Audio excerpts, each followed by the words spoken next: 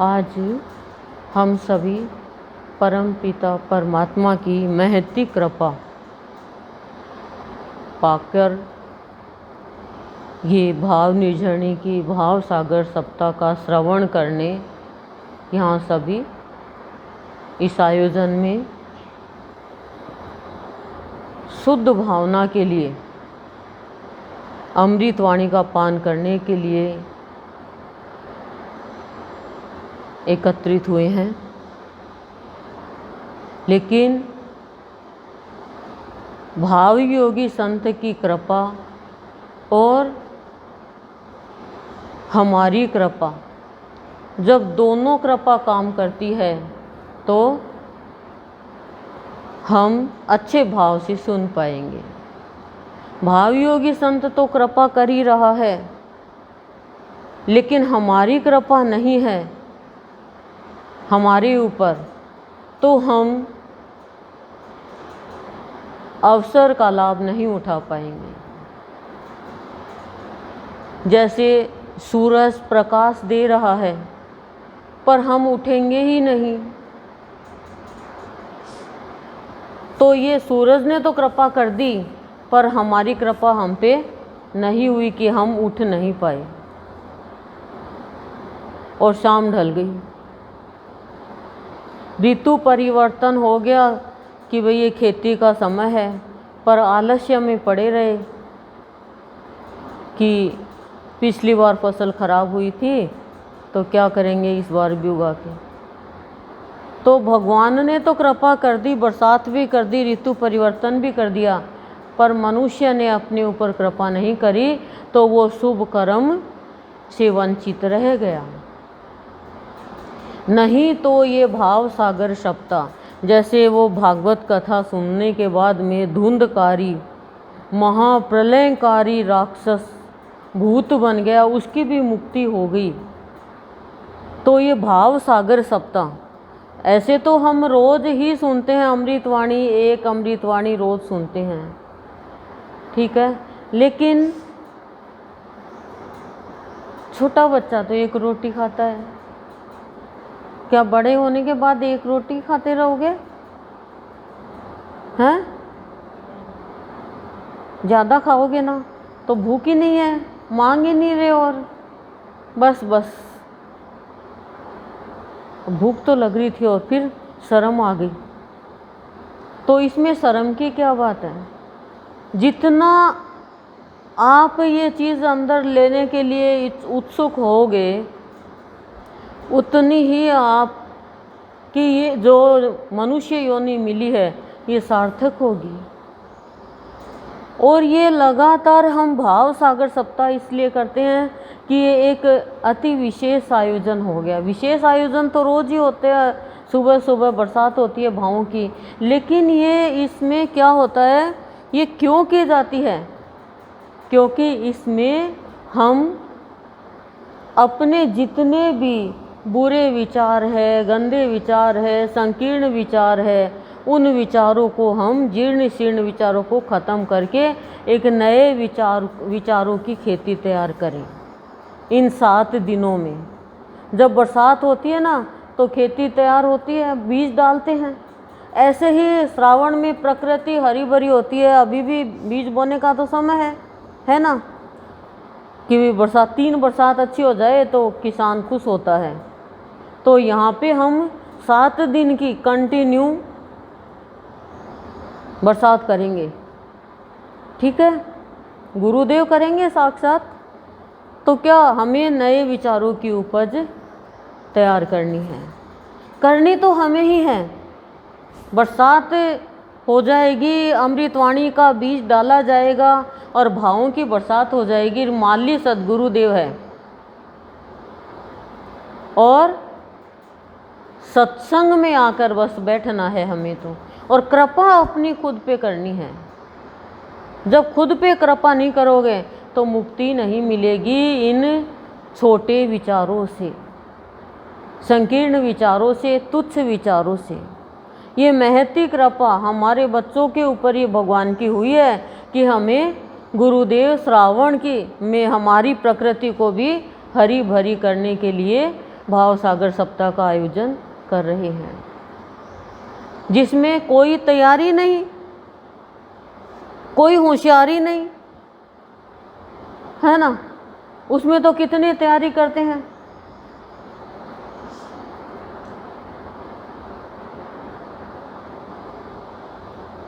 पर इसमें तो तैयारी नहीं, तैयार करते हैं। गुरु तैयारी नहीं, तैयार करते हैं कि वो हर पल तैयार रहे कि पता नहीं कब मेरा भगवान मेरे पास आ जाए और मैं पहचान ही नहीं सकूं। तो वो पहचान दे देते हैं हमारे गुरुदेव। तो ये अमृत है। इस अमृत का हमें 7 दिन तक लगन के साथ, व्याकुलता के साथ, कि मेरे विचारों को तो इन 7 दिनों में मुझे गंदे विचारों को ख़त्म करना है, मुझे क्षुद्रता को ख़त्म करना है, दीनहीन विचारों को ख़त्म करना है, मुझे मेरे भगवान की अमृत वाणी का पान करके और मेरे ऊपर कृपा करनी है। मेरे भगवान तो कृपा करें, पर मैं भी मेरे ऊपर कृपा करूँ।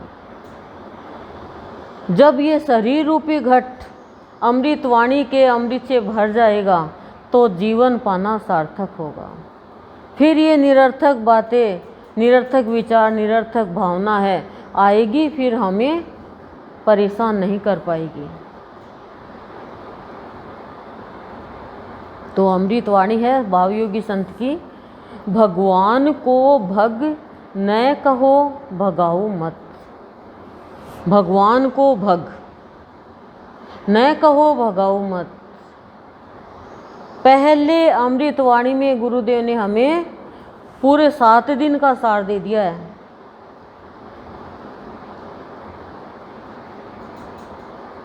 क्या दिया? कि भगवान को भग, कि तुझे मैंने मेरा ही रूप दिया है, मेरे में और तेरे अंदर कोई भी अंतर नहीं है। जैसा तू है वैसा मैं हूँ, और मैं जैसा हूँ वैसा का वैसा मैंने तुझे बनाया है। लेकिन तूने भगवान के गुणों को ग्रहण नहीं किया, भगवान के ऐश्वर्य को नहीं पहचाना, भगवान के यश को नहीं पहचाना, भगवान के समृद्धि को नहीं पहचाना। तो खुद ही तेरा ऐश्वर्य चाहता रहा कि भगवान में कितनी शक्ति है, वो भगवान क्या कर सकता है। तूने उसको नहीं पहचाना। बहुत शक्ति है, भगवान का धन, भगवान की संपत्ति, भगवान के जो दाता है, प्रदाता है, देने वाला है सब कुछ, उसको तो हटा दिया। और कैसे हटाया? भगा दिया। यानी भगवान का तो अनादर करता रहा और खुद का आदर चाहता रहा, भगवान की शक्ति को नकारता रहा। क्यों? क्योंकि अनजान है भगवान की शक्ति से। जब कृष्ण भगवान शांति दूत बनकर के पांडवों की तरफ से आते हैं, ठीक है, तो दुर्योधन भगवान की शक्ति को ही ललकारता है कि भगवान कह रहे हैं धृतराष्ट्र को कि हे राजन, पांडवों को उनका राज्य वापस दो। अब वो आपके कहे अनुसार वनवास से होकर आ गए, लेकिन दुर्योधन ने साफ मना कर दिया कि मैं राज्य नहीं दूंगा। राज्य लेना है युद्ध करके लो, लड़ाई करके लो। भगवान ने अवसर दिया, उन्हें सुअवसर दिया, लेकिन शकुनी ने उसको भड़का दिया कि तू उठ के बोल, और वो उठ के बोलता है। फिर भी भगवान कहते हैं कि महाराज आप कुछ बोलो, सबकी आंखें आपकी तरफ देख रही है, चिंतित है, आप न्याय करो, राजा की कुर्सी पे आप बैठे हो। तब फिर शकुनी भांजे को भड़काता है और क्या कहता है कि ये महाराज को भड़काकर हमें बंदी बनाना चाहता है, ये द्वारिकाधीश। इतने में तो वो भड़क गया दुर्योधन और बोला ये क्या बंदी बनाएगा, मैं बंदी बनाऊंगा। कर्ण को बुलाता है, अपने 1-2 साथियों को बुलाता है कि इसको बंदी बना लो। और जैसे ही बंदी बनाने के लिए वो आगे बढ़ते हैं, भगवान अपना चतुर्भुज लेके ऊपर दर्शन देते हैं सबको कि ला आ दुर्योधन बना मुझे बंदी। भगवान की शक्ति को नहीं पहचानता अज्ञानी प्राणी, मूर्ख प्राणी। और जो भगवान की शक्ति से को ललकारता है उसका साथ तो एक दिन हादसा होता है। वो तो हताश निराश होता है, क्योंकि भगवान की शक्ति के आगे किसी की शक्ति चली है क्या। भगवान भिड़ते नहीं हैं, पर भगवान है अपनी शक्ति का दुरुपयोग नहीं करते। जो प्राणी अपनी शक्ति का दुरुपयोग नहीं करता वो प्राणी भगवान की शक्ति को पहचान लेता है। हमारे पास में वाणी की शक्ति है, हमारे पास में मन की शक्ति है, मतलब इंद्रियों की, कर्मेंद्रियों की, वृत्तियों की, शरीर की शक्ति है। पर ये शक्तियाँ तो नश्वर है। इन शक्तियों के साथ में हमारे पास सत्य की शक्ति है, तो फिर ये शक्तियाँ सदुपयोग में लग जाएगी। इसलिए भगवान को, सर्वशक्तिमान को, उस विधाता को, विश्व नियंता को, उसको भगाओ मत, अनजान मत बनो, अज्ञानी मत बनो कि भगवान क्या कर सकता है, भगवान में कहाँ सकते, उसको ललकारो मत। रावण ने ललकारा था, कुछ नहीं बचा, कुछ नहीं बचा उसके पास में, सब मारे गए, पूरा कुटुंब और पूरी लंका सुनी हो गई। पर विभीषण ने भगवान की शक्ति को ललकारा नहीं, उसकी शक्ति के सामने नतमस्तक हो गया। इसलिए ये मत सोचो कि भगवान आपके सत्कर्म देखता है तो दुष्कर्म भी देखता है। भगवान के पास वो दिव्य दृष्टि है कि वो आपके सामने ही बैठा रहे तो ही वो देखे क्या, वो कहीं पर भी बैठा रहे लेकिन आपको, आपके ऊपर उसकी नज़र हर वक्त रहती है।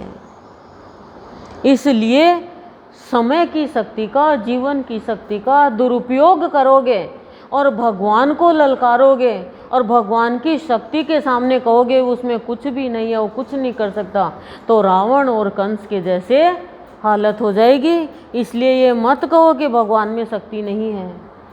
भगवान ये छोटी मोटी बातों पे ध्यान ही नहीं देते हैं। रावण यदि सीता की शक्ति से जानकार होता तो रावण सीता जैसी आग में हाथ ही नहीं डालता। राम साधारण दिख रहा है लेकिन वो साधारण ऊपर से ही है, बाकी तो वो सर्वशक्तिमान है, तभी इतने इतने भयंकर भयंकर राक्षसों का वध किया।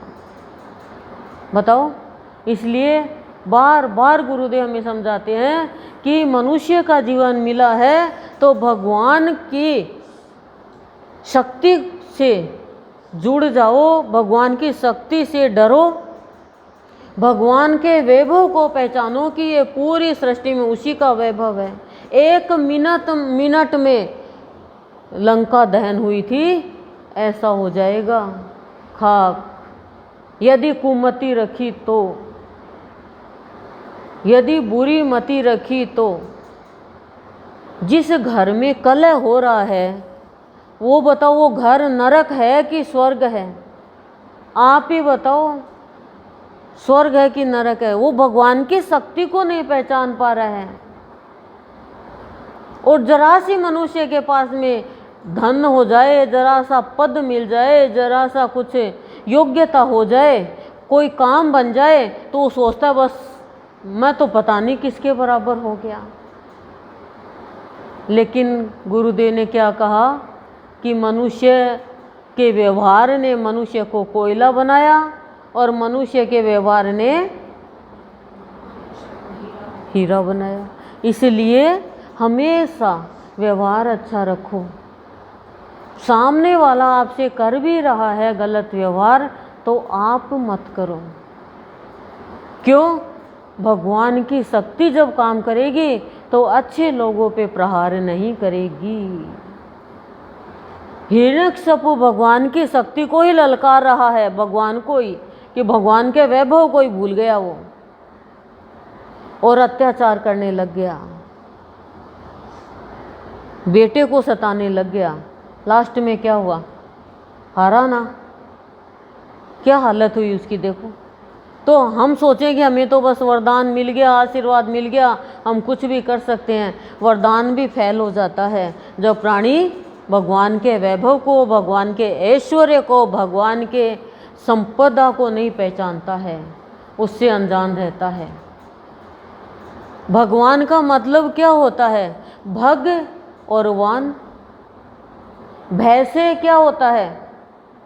भक्ति नहीं, भय से भक्ति, गय से ज्ञान, भक्ति ज्ञान, भय गय, वा से वास और नय से नित्य। ये है भगवान का गुण। भगवान भक्ति देता है, भक्ति की शक्ति भी देता है और ज्ञान कराता है, रास्ते का, मार्ग का ज्ञान कराता है। और फिर उसके हृदय में वास करता है और कहता है नित्य को पहचान। जो नित्य है, अनित्य नहीं है, जो नित्य है उसे पहचान तू। उसकी शक्ति से डर, बस कुछ भी गलत करने से पहले उसकी शक्ति से डर। उसका अनादर मत कर। ये मत कह कि वो है ही नहीं भगवान। कहाँ है भगवान? भगवान ही नहीं है तो सृष्टि में प्रलय आ जाएगा। तो भगाओ मत भगवान को, कि भगाओ मतलब अनजान मत रहो।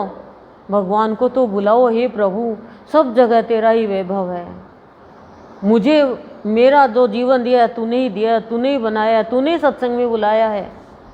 उसकी कृपा से ही हम सत्संग में आके श्रवण कर पा रहे हैं ये सत्संग की बातें। यदि उसकी कृपा नहीं हो तो हम श्रवण भी नहीं कर पाएंगे। तो श्रावण उसी के जीवन में आएगा जो संत की बातों को श्रवण करेगा। दूसरी अमृतवाणी है, जीवन को पीड़ा का बीड़ा न जानो, पान का बीड़ा बना लो। अब पीड़ा का बीड़ा किसका बनता है? जो भगवान की के गुणों से, शक्ति से, सामर्थ्य से अनजान रहता है, अपना सामर्थ्य दिखाता है, हिरण्यकशिपु के जैसे, रावण के जैसे। तो कह रहे हैं ये जीवन मिला है, ये आनंद के लिए मिला है, शांति के लिए मिला है, भाव भक्ति के लिए मिला है, और तुमने तो इसको दुख का भंडार बना लिया। काम, क्रोध, मोह, लोभ, मद, मात्सर्य, ये तो है ही है, साथ में स्वार्थ भी, कपट भी, असत्य तो बस कूट कूट के ही भरा हुआ है। तो कह रहे हैं ये क्या किया? यही तो तुझे पीड़ा देते हैं। और ये क्यों देते हैं पीड़ा? ये बुरे कर्म करवाते हैं, ये बुरे कर्म करवाते हैं। सत्य कभी भी बुरा कर्म नहीं है। आप सत्य बोलोगे तो आपकी उम्मीद भगवान पूरी करेंगे और उन्माद से बचोगे, विवाद से बचोगे। सत्य वाला सत्य बोलता है खाली, और असत्य बोलने वाला क्या करता है? विवाद करता है, सत्य को दबाने की कोशिश करता है। लेकिन सत्य दबता है क्या? आग को कोई चीज़ से हम दबाएंगे या पानी को रोकेंगे तो आप बताओ जल जाएगा वो पानी? आग को दबाएगा वो तो। सूरज के प्रकाश को कोई रोक थोड़ी सकता है, दबा थोड़ी सकता है। आप ही बताओ, फूल की सुगंध आ रही है, उसको आप दबा थोड़ी सकते हो। फूल को तो दबा दोगे लेकिन सुगंध, उसको तो नहीं दबा सकते। तो गुरुदेव क्या करे हैं, ये जीवन है, पान का बीड़ा, यानी इसको, इसमें मधुरता का भाव भर लो, प्यार का भाव भर लो, शांति का भाव भर लो, नहीं तो ये जीवन व्यर्थ ही चला जाएगा। क्यों इसको कष्ट दे रहे हो, क्यों दुखी हो रहे हो, क्यों चिंता में जला रहे हो, क्यों मान लज्जा भय के कारण अपने जीवन को खराब कर रहे हो, क्यों दुनिया के उसमें, दुनियादारी में, दुनिया की बातों में आकर के स्वयं को कमज़ोर बना रहे हो, क्यों बना रहे हो? तुम्हारा भाग्य तो तुम्हारा कर्म बनाएगा। अब कर्म खराब करोगे और चाहोगे भाग्य बन जाए, तो भाग्य कैसे बनेगा? फिर भाग्य की जगह दुर्भाग्य काम आएगा। देखो, आपने वो कहानी सुनी है ना, अहोई की, सब ने सुनी होगी, बेटे की माँ ने अहोई की कहानी। उसका दुर्भाग्य था, उसका बेटा मरता, अहोई के दिन ही मरता ना, लेकिन उसने सौभाग्य बना लिया अपना, सेवा करके अच्छे भाव से, और दुर्भाग्य भी सौभाग्य में बदल गया।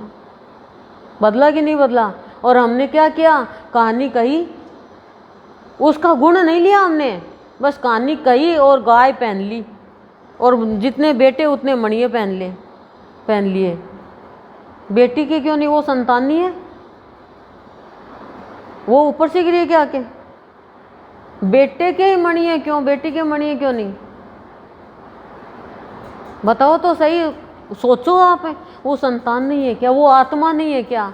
कि वो हमारे कुख से पैदा नहीं हुई क्या? बताओ, आप खुद भी तो बेटी हो, तो फिर आपने क्यों भेदभाव किया? अरे पशुओं के भी जब बछड़ा होता है तो छोड़ देते हैं, गाय की वैल्यू होती है कि नहीं होती? फिर भी हम समझ नहीं लेते। बकरी की वैल्यू होती है, बकरे की होती है क्या? सोचो आप। लेकिन हम खुद ही नहीं सोचते हैं और भेदभाव करते हैं। छोरा हो गया पार्टी करो, और छोरी हो गई, भाई क्या की पार्टी, छोरी हुई है, मतलब छोरा तो होते ही गांठड़ी ले आएगा सोने चांदी की, और छोरी होते ही बेचारी ख़त्म कर देगी। आप बताओ, खर्चा बराबर होता है दोनों में? उसके गहना डाल दो और उसके ऐसा खर्च कर, जबकि तो छोरी तो वास्तव में और आपसे पुण्य कर्म करवाती है, इतने बरातियों को खाना खिलाती है, तो पुण्य कर्म हो गया। और वो भी फिर कभी तो देवोत्थान एकादशी, ऐसे एकादशी के दिन कोई नहीं खाएगा और ऐसे कितने लोग खाएंगे, तो वो पुण्य कर्म आपके तो हुआ। कितने लोग आपसे क्या लेंगे, गहना लेंगे, कपड़ा लेंगे, ये क्या पुण्य कर्म नहीं है? कर्म तो अच्छे हैं ही। बोलो, कितने बेटी कितना पुण्य कर्म करवाती है समय समय पर? नहीं करवाती तो बताओ मेरे को आप। करवाती है, आपके हाथ से करवाती है, आपसे भी करवाती है, और ससुराल में भी करवाती है, बांटती है वो ससुराल में बेटे की माँ, तो भी वो बेटी की माँ ने जो पुण्य कर्म किया वही तो बांटती है। आप बताओ, आप सोचो, आप सोचा करो, कोई काम करो उसमें, बस आप तो अंधे होके करते जाते हो। गहना में कितना लगता है, सोने में इतना सोना बेटी के कौन चढ़ाता है? और क्या कहते हैं, घर की घर में रह जाएगा, लेके दिखा दो एक अंगूठी।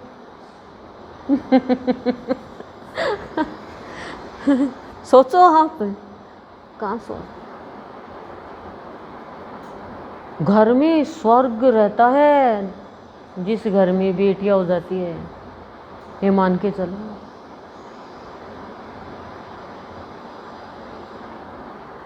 लक्ष्मी, सरस्वती,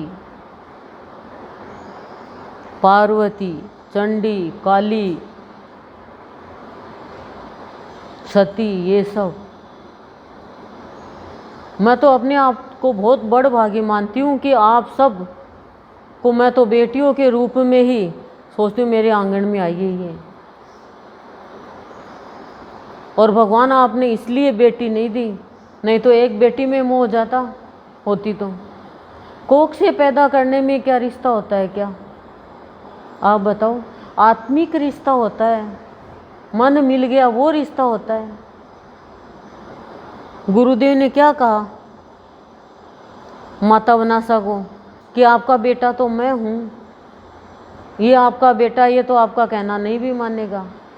रामकृष्ण परमहंस के तो बेटा था ही नहीं, लेकिन विवेकानंद ने नाम कर दिया।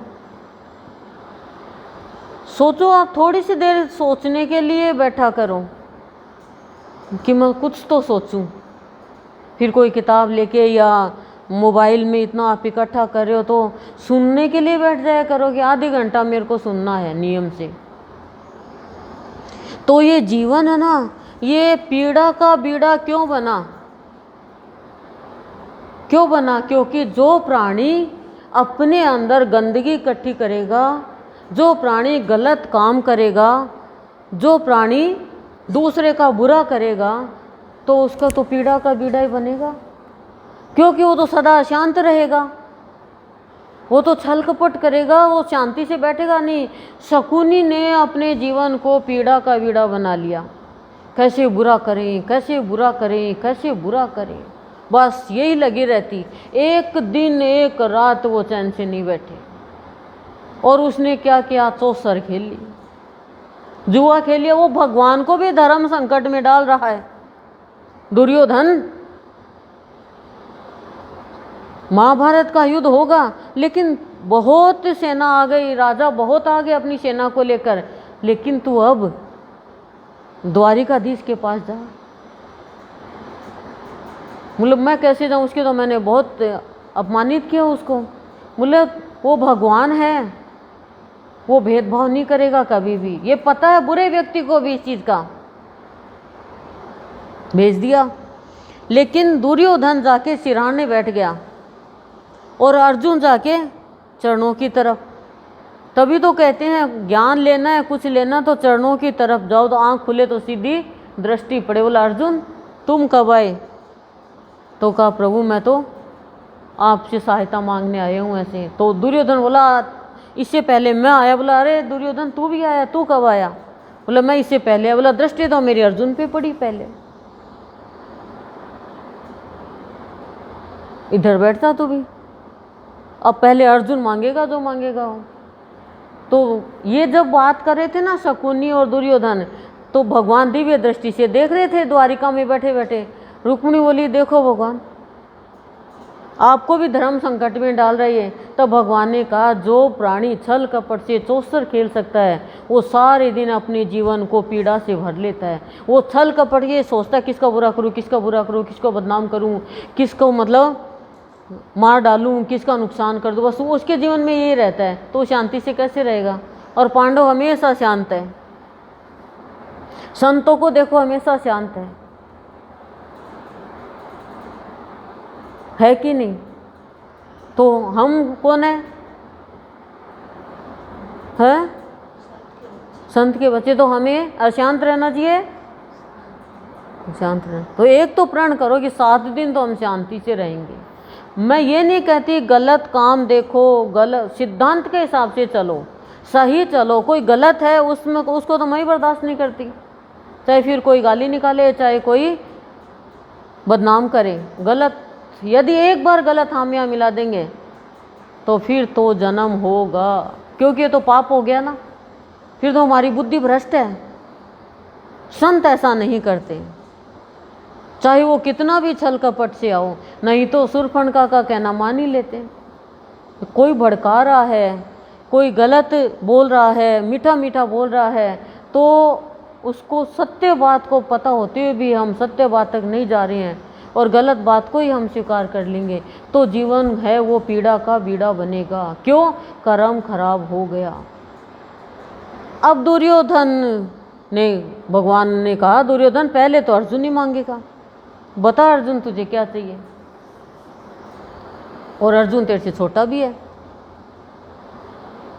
तो कहा प्रभु, और भगवान ने शर्त रखी कि मैं जिसकी तरफ होऊंगा मैं निहत्था लड़ूंगा,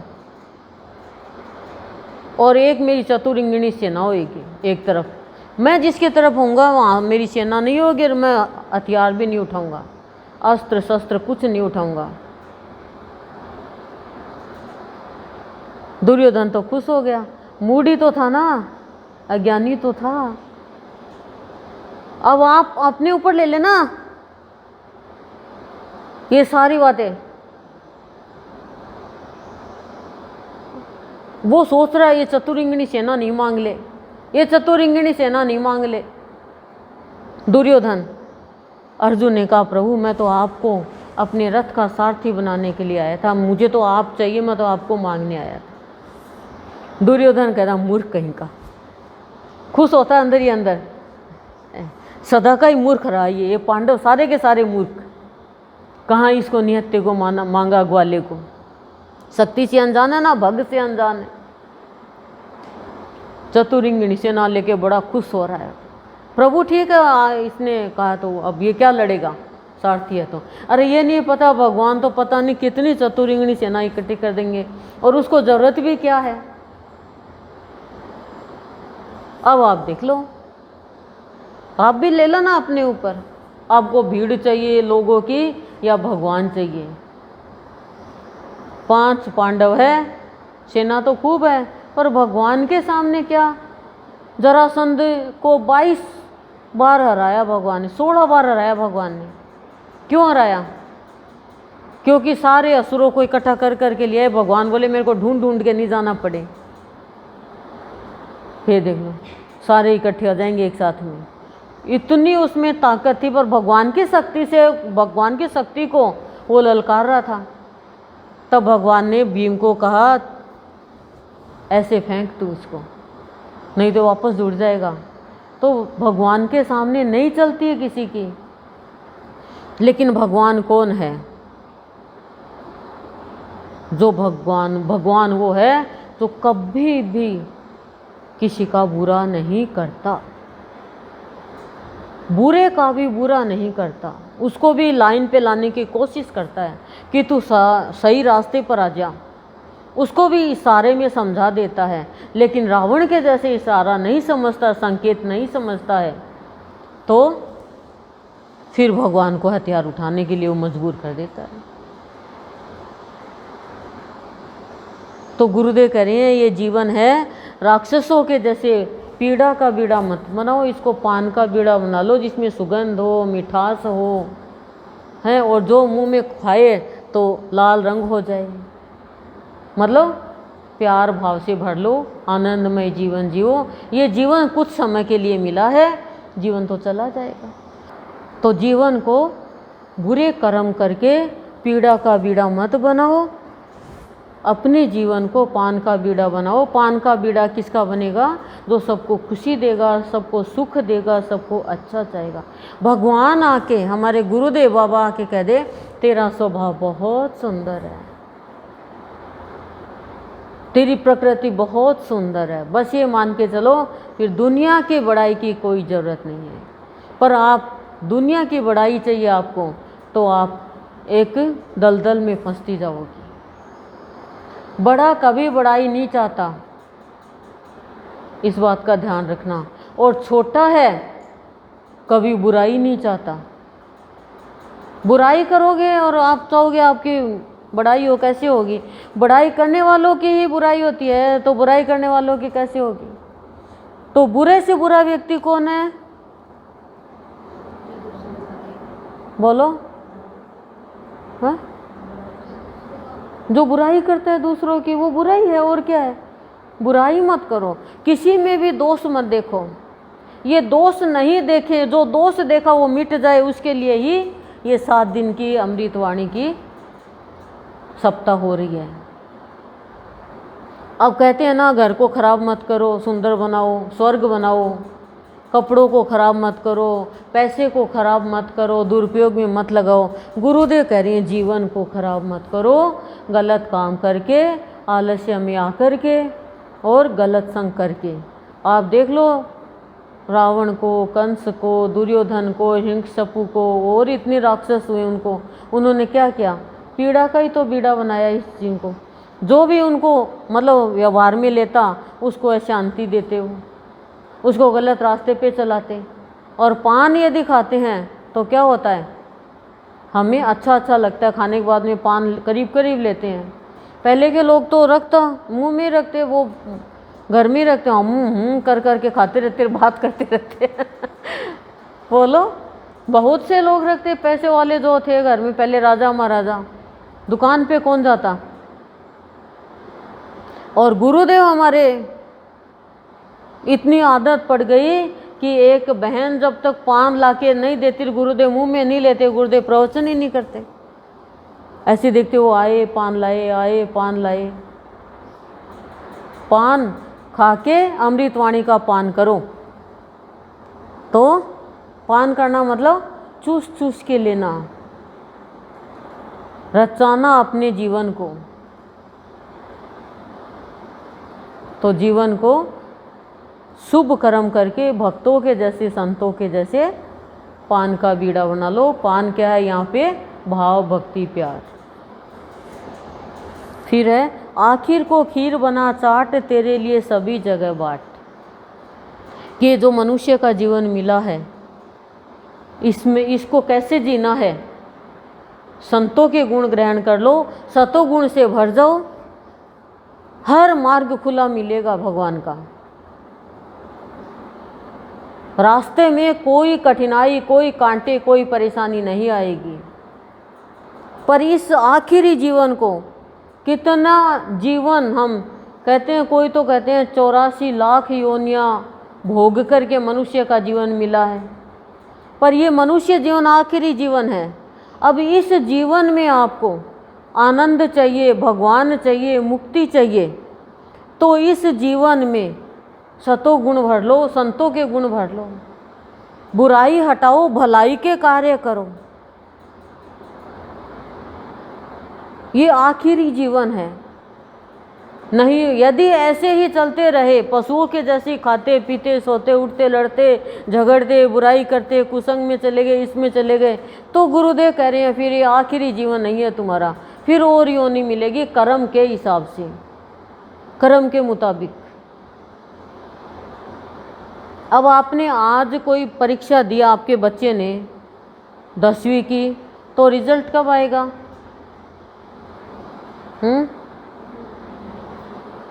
मार्च में पेपर होते हैं, रिजल्ट जून में आता है। आता है कि नहीं आता? कितने महीने लगे? 2 मार्च से चालू होते हैं करीब करीब, तो मार्च का महीना मान लो, अप्रैल का और मई का, ठीक है, 3 महीने लगते हैं, तब रिजल्ट आता है। तो हमने जो कर्म किया उसका तुरंत फल नहीं मिलेगा,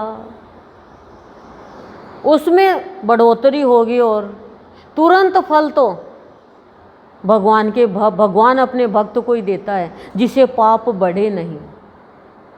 रावण का पूरा पाप का मटका भर गया, तब उसको फल मिला। बुरा व्यक्ति क्या सोचता है, हम तो बुरे कर्म करें, हमारे साथ तो कुछ नहीं हो रहा, पर जैसे ही वो भर गया फिर उसको कोई नहीं बचा सकता। आप सत्संगी हो, आपको तो ऐसी बात समझानी चाहिए। कोई आपके संपर्क में आए, उनको, बच्चा आज पैदा हुआ, आज ही थोड़ी पढ़ाई करके दुल्हन ले आएगा और कमाने लग जाएगा, कितना वक्त लगता है फल में। बताओ, आज बच्चे को स्कूल में छोड़ा है तो रिजल्ट तो 1 साल बाद में आता है, दूसरे क्लास में तो 1 साल बाद में चढ़ता है। अब आप कह दोगे ये क्या बात हुई, आप तो हर और समय समय पे कभी 20 का टेस्ट ले रहे हो, कभी 20 का ले रहे हो, कभी 10 का ले रहे हो, कभी 50 का ले रहे हो, कभी 100 का ले रहे हो, क्या नाटक कर रखा है?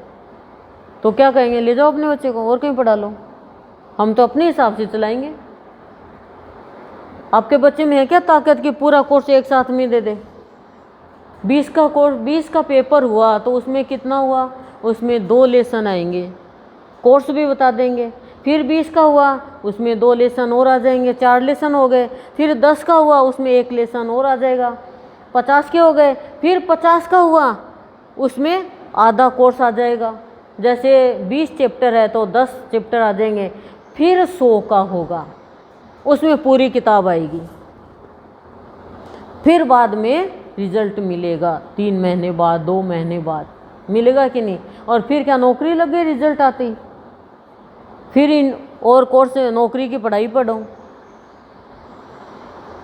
तो कर्म आप आज कर रहे हो और आपके को मैंने क्या बुरे कर्म किए, भगवान मेरे को क्यों दुख मिल रहा है, तो धृतराष्ट्र को याद कर लेना। 101वां कर्म का फल मिला था उसको, भीष्म पितामह को। वंचित कोई नहीं रहेगा, लेकिन सत्संग करके, अच्छे काम करके आप बुरे कर्मों को काट रहे हो, कट रहे हैं आपके सारे बुरे कर्म। तो गुरुदेव हमें कह रहे हैं ये जीवन मिला है, शुभ कर्म करके, भलाई का कर्म करके, सबको खुशी देकर आनंदमय जीवन जियो। ये आखिरी जीवन है, आखिरी एग्जाम है। सत्संग मिल गया, समझ खुल गई, मार्ग मिल गया, अब इसका भरपूर लाभ उठाओ, अच्छी वाणी बोलकर, अच्छे कर्म करके। महात्मा बुद्ध को किसी ने गलत शब्द बोल दिए तो उनके शिष्यों ने लड़ाई झगड़ा कर लिया। महात्मा बुद्ध ने कहा, मेरे को कहा ना, जब मैं कुछ नहीं बोल रहा तो तुम क्यों कर रहे हो ऐसे, तुम अपनी भक्ति करो। संतों को बोलने, संतों के लिए बोल रहे हैं तो बोलने दो, तुम अपना जीवन खराब क्यों कर रहे हो। हमें ये शिक्षा लेनी चाहिए। कोई बोल रहा है, बोलने दो, ठीक है। अपने गुरुदेव के लिए कोई अपशब्द बोले तो पसंद नहीं आता, कोई शेवड़ा बोले गुरुदेव को तो आनंदमयी माँ को अच्छा नहीं लगा, पर उनको भी आप अच्छे में ले लो। कोई पाखंड बोलता है कि ये तो पाखंडी है, हाँ पाखंड तो करते ही है, क्यों, पाया है भगवान को और खंड खंड किया है विकारों को, वो है पाखंड। भक्ति में तो वो पाखंड नहीं है, अच्छे में ले वो आप, सामने वाला हार जाएगा। और तेरी तो ऐसे की तैसे, तूने ऐसा क्यों बोला। तो फिर आप हमारे में साधारण प्राणी में अंतर क्या है, आप भी लाठी लेके आ रहे हो और वो भी लाठी लेके आ रहा है, तो लाठी से थोड़ी हमें मारना है, सांप भी मर जाए लाठी भी नहीं टूटे, ऐसा जीवन जियो। क्यों, ऐसा होना है हमें। शांत रहो अपने जीवन में, भक्ति करनी है हमें, हमारे जीवन में शांति रहे, ऐसे कर्म करने हैं हमें। लेकिन बार बार मैं ये कह रही हूँ कि अपनी गृहस्थी में प्यार भाव रखो, गृहस्थी को खराब होने से बचाओ। आप सत्संगी हो, आपके अंदर वो सामर्थ्य है, आपके अंदर वो शक्ति है, आपके ऊपर कोई अन्याय नहीं कर सकता। आप खुद ही अपने ऊपर अन्याय कर रहे हो। सहन करने की शक्ति अपने अंदर लाओ, सामने वाले को प्यार से परास्त करके दिखाओ। लड़के कोई भी दिखा देगा, सिद्धांतिक बात करो, प्यार की बात करो, भाव की बात करो, सामने वाले के जो ऐसा वैसी बात करो उसके मुँह ही मत लगो। बड़ा वो है जो बड़े से जुड़ गया, और बड़ा वो नहीं जो बड़ा होकर भी नीचे गिर गया। नीचे गिरने में टाइम लगता है क्या, ऊपर से कोई चीज़ नीचे गिरोगे आप छोड़ दी, लेकिन नीचे से ऊपर फेंको। अभी मैं आपको एक बोल दे दूंगी कि फेंक के दिखाओ, मेरे से तो ना जावे, मेरे से तो ना जावे, और ऊपर कहूँगी नीचे गिरो, ले इसमें क्या, ये लो गिर दिया। नीचे गिरने में क्या टाइम लगता है बताओ आप। दुर्व्यवहार तो कोई भी कर लेगा, सद्व्यवहार करके दिखाओ कि हाँ हमें सत्संग में ये सिखाया जाता है। और इस बात को आप गांठ बांध लो कि कोई इंसान बुरा काम कर रहा है, बुरे शब्द बोल रहा है, बुरे कर्म कर रहा है, वो खुद का ही बुरा कर रहा है। संत का कुछ ही नहीं बिगड़ता और संतों के कुछ लगता ही नहीं है। ना संतों को गाली लगती, ना संतों को कुसंग लगता, ना संतों के कोई का दुर्व्यवहार लगता, संतों के कुछ नहीं लगता, गुरु के कुछ नहीं लगता। वो इतने शक्तिशाली होते हैं, लगता कुछ, वो तो उनको भी माफ करते हुए चलते हैं। तो उनके सामर्थ्य को आप भी लो थोड़ा सा और सामर्थ्यवान बनो, जीवन अच्छा हो जाएगा। आप भेड़ को देख के भेड़ बन जाओगे, बन तो रही हो। बकरी को देख के बकरी बन जाओगे, मैं बोलने लग जाओगे। बस उसके 4 पैर, आपके 2 पैर हैं। लेकिन संत को देख के संत क्यों नहीं बन रहे, बताओ आप मेरे को। संत को देख के संत बनो, अच्छी शिक्षा दो। 7 दिन में बुरे विचार खत्म हो जाएंगे यदि आप धारण कर लोगे। तो आप ये बातें धारण करोगे तो गुरुदेव आपको वरण करेगा, जैसे मेरे को वरण किया है। मेरे अंदर के एक एक अंग को स्पर्श किया मेरे गुरु ने, एक एक अंग को, मेरे आंगन को अपना आंगन बनाया है।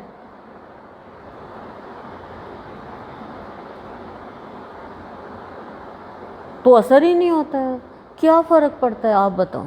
मान लो ये सीता है, ये सुनीता को कोई अपशब्द बोल देगी तो सुनीता का बिगड़ेगा कि सीता का बिगड़ेगा, बताओ। तेरा ही बिगड़ेगा। और सुनीता अपना बिगाड़ लेगी दोबारा बोल के तेरे को कि क्यों कहा, लड़ाई करके। ठीक है, बोल दिया, बोलने दो, जैसी सोच है वैसी है। लेकिन हम लोग छोटी सोच रखने वाले लोग हैं। सत्संग में आके भी थोड़े बड़े बनो, सोच से बड़े बनो। आप मान के चलो, गुरुदेव खुश हो जाएंगे आपसे।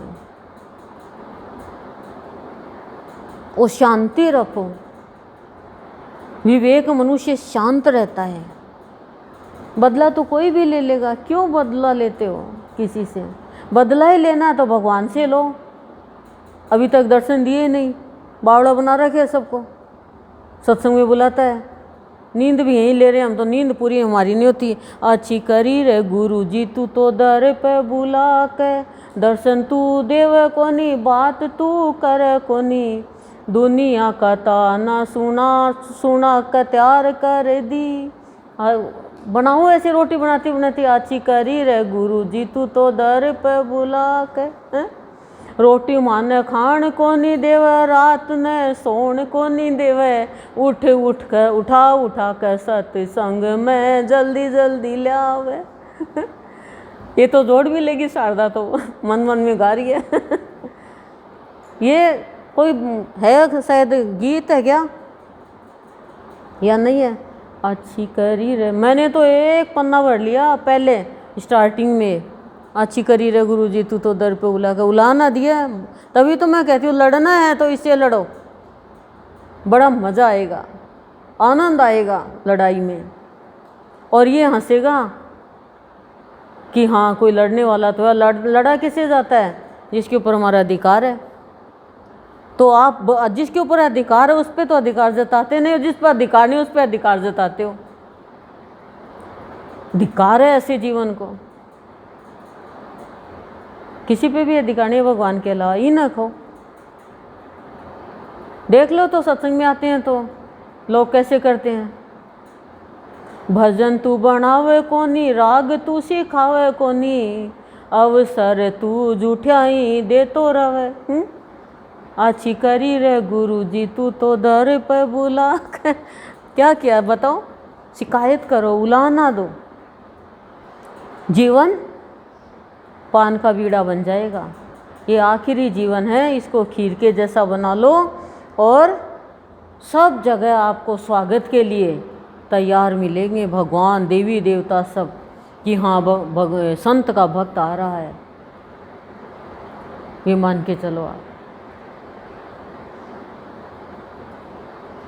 ऐसा नहीं है कोई जाए तो अरे ये कौन आ गया, ये कौन आ गया।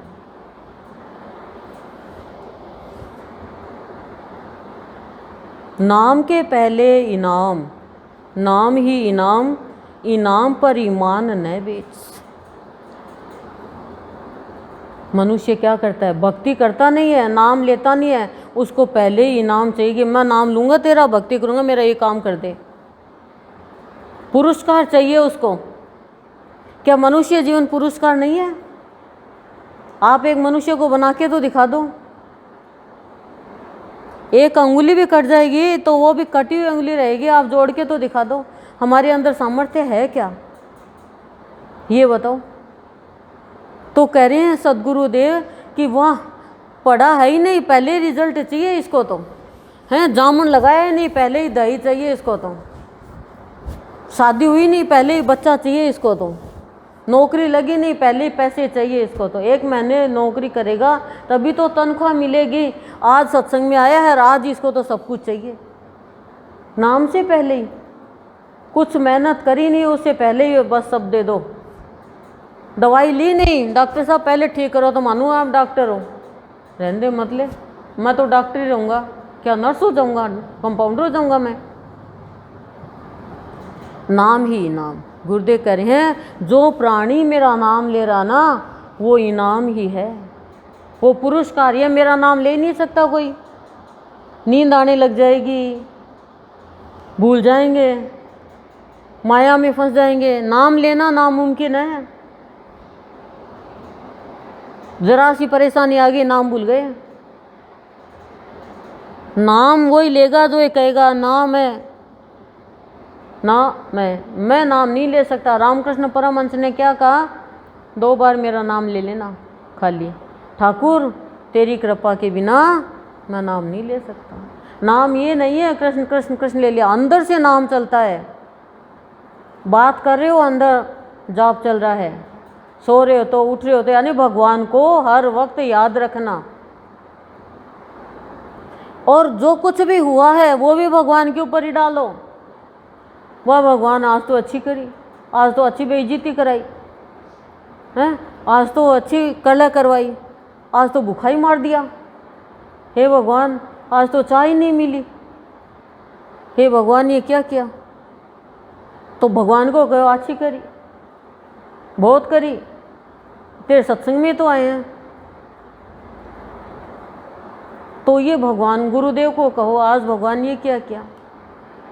कोई भी कुछ कहे तो भगवान से कहो, ठीक है भगवान मेरे को थोड़ी कहा, आपको कहा, आप सुनो आगे आके, उसको आगे करो।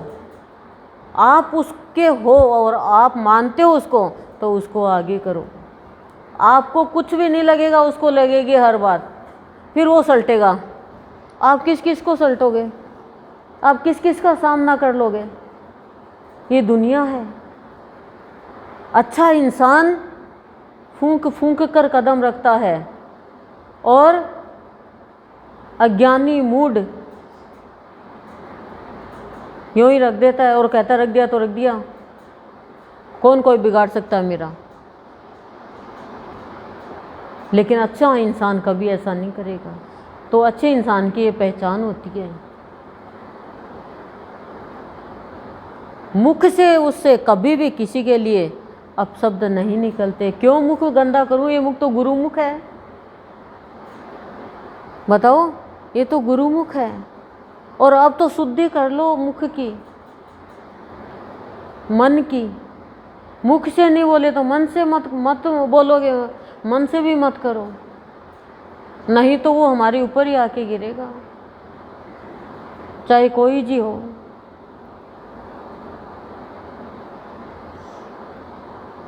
मेरे ही जानकारी में और एक पति बहुत ही तंग करता अपनी पत्नी को, बोल देता, वो आदत थी उसकी, हमें भी बोलता था ऐसे तो, लेकिन मुझे पता नहीं था क्या ऐसे बुरा सोच सकते हैं, क्या बोल सकते हैं। उसकी पत्नी ने कह दे कि तो कोर्ट हो जाए तो अच्छे हो रहे।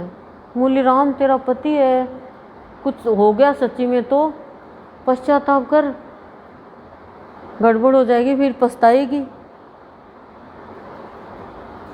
फिर मेरे भी मन में आ गई, मैं तो कभी किसको बोलती नहीं, कोई इतना करते मेरे साथ, तो मेरे भी मन संग का असर तो होता ही है। ये बताऊं, हुआ भी असर। लेकिन फिर शिव जी पानी पानी में दिखे और बोले बुराई करेगी तो मैं दर्शन नहीं दूंगा। पूरे शिवलिंग नहीं, पूरा शिव जी पानी में, अब वापस चले गए। इसलिए आपके लिए सबको कहने का अधिकार है, अच्छी बुरी बात, पर आप अधिकार मत लो। ये माया कराती है। किसी का भी बुरा मत सोचना, किसी का भी, XYZ। दिल नहीं दहलता आपका, नहीं दहलता? आप सोचते हो तो नहीं होता क्या? होता है ना? मत सोचो, मत बुरा करो। ये समय है, इसका लाभ उठाओ अवसर का। हे भगवान सद्बुद्धि दो, हे भगवान अच्छे रास्ते पे चलाओ। सर्वे भवन्तु सुखिनः, सर्वे भवन्तु सुखिनः, सर्वे भवन्तु सुखिनः। देखो भगवान आपके साथ कभी भी नाइंसाफ़ी नहीं होने देंगे, हमेशा आपके साथ इंसाफ होगा।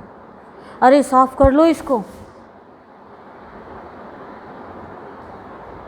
और आप ये सोचो कि भाई मैं आपको ये शिक्षा दे दूंगी कि उससे बदला ले लो, उसको गलत बोल दो, तो मेरे साथ मेरा साथ चाहे आज ही छोड़ दो। आप सुधरो, सामने वाला कैसा भी हो चाहे। सीता ने कभी नहीं कहा रावण को कि तू रावण है, कहा तू तिनका है। मेरे अंदर इतनी शक्ति है कि मैं 1 मिनट में तेरे को जला के भस्म कर दूंगी। तो जो भी किया इन 7 दिनों में साफ करो, अपना भाग्य बनाओ। नाम से पहले इनाम यही है, नाम से पहले इनाम दे दिया। नाम जितना लोगे उतना भीतर से शुद्ध होते जाओगे। नाम ही इनाम है। जो नाम ले रहे हो ना, भगवान आपको नाम लेने के लिए असीम जय जयकार के लिए कह रही हैं, यही इनाम है।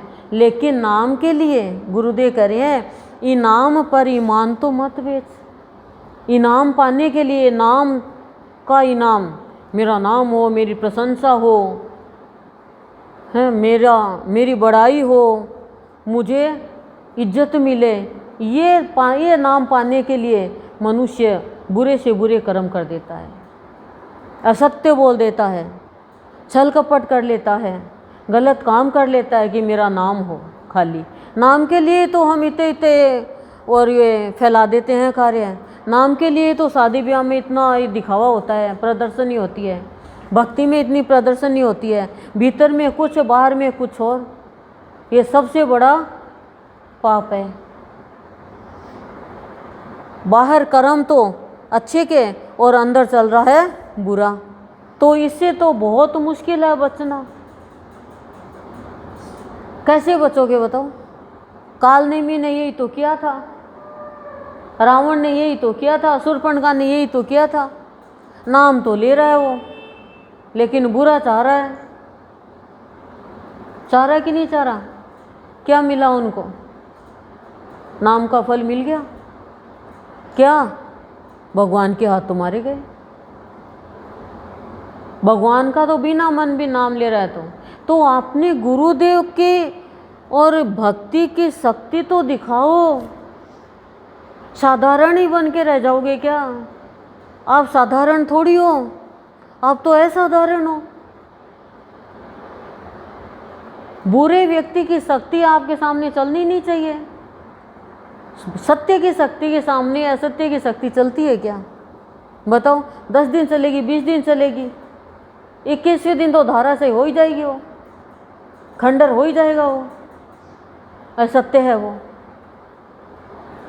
गिरा तो कोई भी देगा, उठाने की कोशिश करो। समझ रहे हो क्या? और छोटी छोटी बातों पे अपने आप को कमज़ोर मत मानो। ऐसे मत सोचो कि मैं तो जीवन ही नहीं जीऊँ, मर ही जाऊँ, यही हो जाऊँ। अरे रे, ये तो पाप है ऐसा सोचना भी। ये क्या इनाम के रूप में ये मिला है? ईमान रखो, यानी ईमानदारी। ईमानदारी से भगवान का नाम लो। नाम के लिए अपने आप को बेचो मत। संसार आपका कोई कुछ नहीं बिगाड़ सकेगा, ये मान के चलो। सीता को तो क्या क्या अपशब्द कहे, मीराबाई को तो क्या क्या कहे ससुराल वालों ने, लेकिन आज मीराबाई का नाम लिया जा रहा है। माता बनासा को क्या क्या कहा, माता बनासा ने कितना सहन किया, पर माता बनासा ने, मीराबाई ने, किसी ने भी कुछ पलट के कहा कि वो अपनी भक्ति में लगी रही ना वो भक्ति में? बोलो। भक्ति में लगा वो दुखी हो ही नहीं सकता, वो जीवन को ख़त्म करने की सोच ही नहीं सकता। वो अपने जीवन को तो पान का बीड़ा बना लेता है, उसको तो अपने इष्ट पे विश्वास नहीं है, तब वो ऐसी कमज़ोरी की हालत ले आता है अपनी। आपके इष्ट में बहुत शक्ति है। यदि आपका इष्ट गुरुदेव है तो मेरे इष्ट में बोल रही हूँ मैं, मेरे इष्ट में बहुत बड़ी शक्ति है, इसलिए मैं आपको मेरे इष्ट की शक्ति से जानकारी करा रही हूँ। यही कृष्ण है, यही राम है। भक्तों की लाज भगवान रखता है, नहीं तो भगवान को कौन मानेगा। जाने नहीं देंगे भक्त की लाज, लेकिन भक्त को भी भगवान की लाज रखनी चाहिए। सत्य बात बोले बस, बाकी आपके सामने कोई 20 बात भी निरर्थक बोले, सुनो ही मत, कान तक मत जाने दो। मैंने यही तो कहा, हृदय से वही बात लगाओ जो सही हो। गलत बात हृदय से लगाओगे, हृदय छलनी हो जाएगा। और छलनी तो क्या करती है आप बताओ, आपको पता ही है, छानने का काम करती है। और छानने के बाद में अच्छी अच्छी छान देती है और ख़राब ख़राब रख लेती है। इसलिए सबसे पहली बात तो भगवान को पाने के लिए, अपने नाम के लिए आप भगवान को भज रहे हो, भगवान का नाम ले रहे हो, और अपने नाम के लिए अपना ईमान, यानी ईमान का मतलब क्या होता है बताओ, इसने अपना ईमान ही ख़त्म कर दिया, ईमानदारी, बेईमानी चालू कर दी मतलब। तो गुरुदेव कह रहे हैं आपका जीवन व्यर्थ चला जाएगा, आपको कुछ भी प्राप्त नहीं होगा, अशांति अशांति प्राप्त होगी। जीवन में शांति चाहिए तो ईमानदारी से कार्य करो। बेईमानी, छल, कपट ये कभी भी अपने जीवन में मत आने दो। कोई भी आपको डरा नहीं सकता, कोई भी आपको भगा नहीं सकता, कोई भी आपके जीवन में अशांति नहीं फैला सकता। अंगद के जैसी भक्ति करो अडिग, कि रावण इतना शक्तिशाली, मेघनाथ इतना शक्तिशाली, लेकिन पैर को हिला नहीं सके। क्यों? भक्ति की शक्ति है। तो ऐसी भक्ति की शक्ति आप बन जाओ और निरर्थक बातों को छोड़ो, सार्थक बातों को ग्रहण करो। ये सोचो ये मेरे काम की नहीं है, सूप बन जाओ, थोथे को उड़ा दो, ठीक है? तो जीवन सुंदर होगा। ओम शांति ही शांति ही शांति प्रशांति।